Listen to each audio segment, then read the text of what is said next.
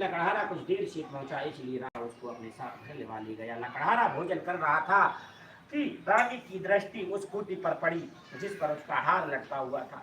हार वहां पर दिखाई नहीं दिया। रानी ने निश्चय किया कि मेरा हार इस मनुष्य ने चुरा लिया है, सो उसे उसी समय पुलिस बुलवाकर जेल खाने में डलवा दिया।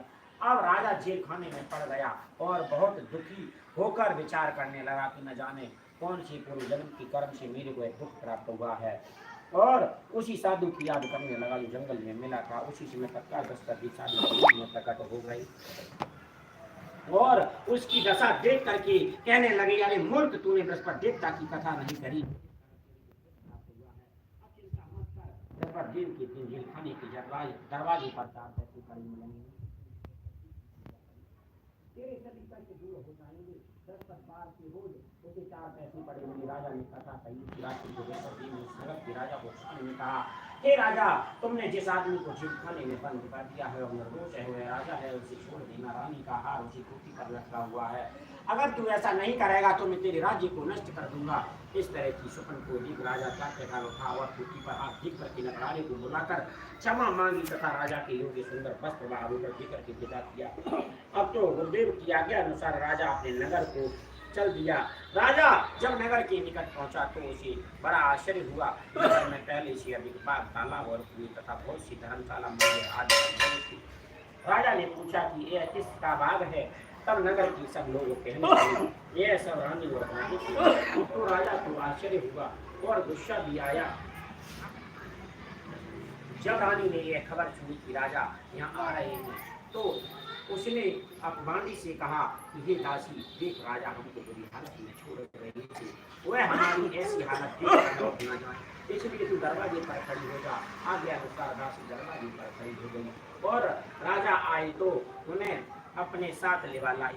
तब राजा ने क्रोध करके अपनी तलवार निकाली और यह पूछा, यह बताओ कि यह धन तुम्हें कैसे प्राप्त हुआ है? तब रानी ने कहा, हमें यह सब धन बृहस्पति के प्रभाव से प्राप्त हुआ है। राजा ने निश्चय किया कि 7 रोज बाद तो सभी बृहस्पति देव का पूजन करते हैं और मैं दिन में 3 बार कहानी कहा करूंगा। तथा एक रोज राजा ने विचार किया, चलो अपनी बहन के यहाँ हुआ मैं। इस तरह निश्चय कर राजा घोड़े पर सवार हो अपनी बहन के यहाँ को चलने लगा। मार्ग में उसने देखा कि कुछ आदमी एक मुर्दे को लिए जा रहे हैं और उन्हें रोक करके राजा कहने लगा, अरे भैया, मेरी बृहस्पतिवार की कथा सुन लो। वो बोले, लो, हमारा तो आदमी मर गया है, तो इसको तो बृहस्पतिवार की कथा की पड़ी है।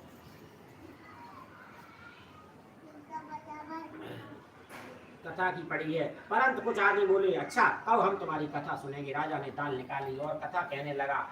जब कथा आदि हुई थी, मुर्दा हिलने लगा और कथा समाप्त होते ही वह राम राम करके खड़ा हो गया। आगे मार्ग में उसे एक महल चलाता मिला। उसने उसे देखा और उससे बोला, अरे भैया, मेरी बृहस्पतिवार की कथा सुन लो। किसान बोला, जब तक मैं तेरी कथा सुनूंगा तब तक तो चारा राया जोत लूंगा, जा अपनी कथा किसी और को सुनाना। राजा आगे चल दिया। राजा की हटते ही बैल पछाड़ खाकर हो गए तथा किसान के पेट में बहुत जोर से दर्द होने लगा।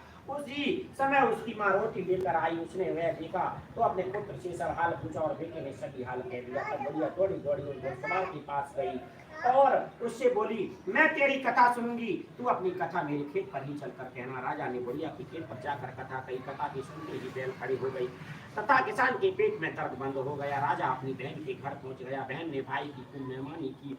दूसरे रोज राजा प्रातः काल उठा, जगा और तो देखने लगा सब लोग भोजन कर रहे हैं। राजा ने अपनी बहन से पूछा, क्या ऐसा कोई मनुष्य है जिसने भोजन नहीं किया हो? वह मेरी बृहस्पतिवार की कथा सुन ले। बहन बोली, हे भैया, यह देश ऐसा ही है, पहले लोग यहाँ भोजन करते हैं, बाद में अन्य कार्य करते हैं।